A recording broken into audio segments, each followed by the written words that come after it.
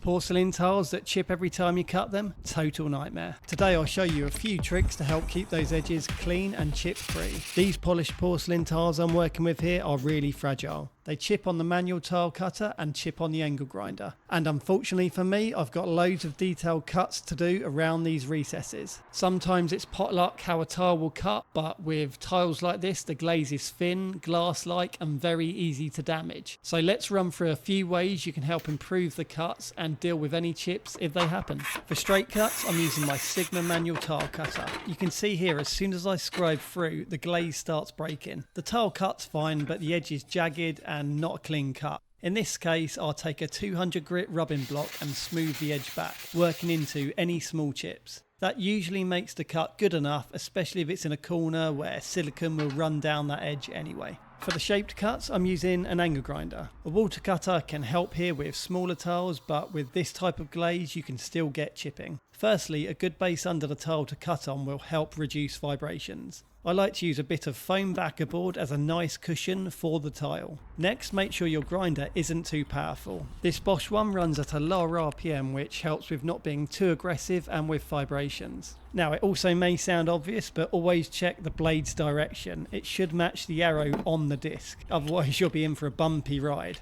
It's also super important you have a decent 4-inch thin diamond disc. I use Ruby and Bihui ones, which are highly effective for cutting tiles. And staying with the discs, if you're still getting chips and vibrations, it's worth taking your blade out and reseating it. Any warping or misalignment will cause vibration, making chipping more likely. So it's good to always check this first. Doing them things will help get a nice cut with most tiles, but like with these ones, you might still get chips, so here's a few other things to try.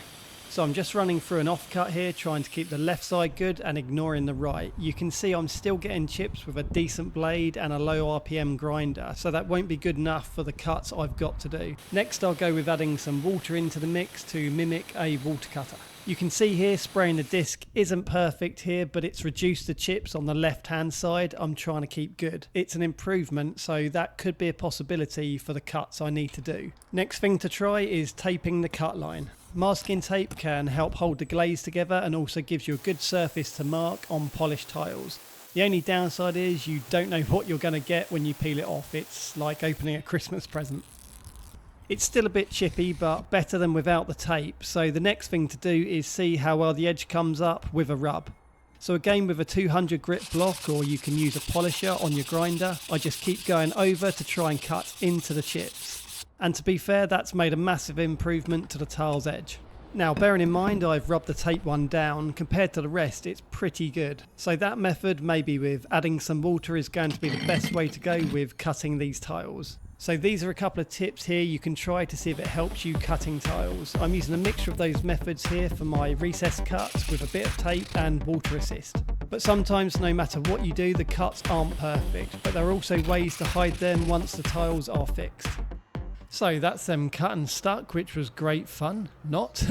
And you can see some edges still are not perfect. I've cut and dry placed the trim and it looks better, but the other thing I'll do here is install the trim slightly proud of the tile. This will give me a tiny lip to grout to, which will pretty much fill and make these last chips disappear. You can see that in action here in this bathroom using epoxy grout. The chips on top of the recesses were pretty bad, but ended up disappearing into the grout. And the last result, if the chips are really bad, you can touch them up with colour match enamel paint, just like repairing a scratch on a car.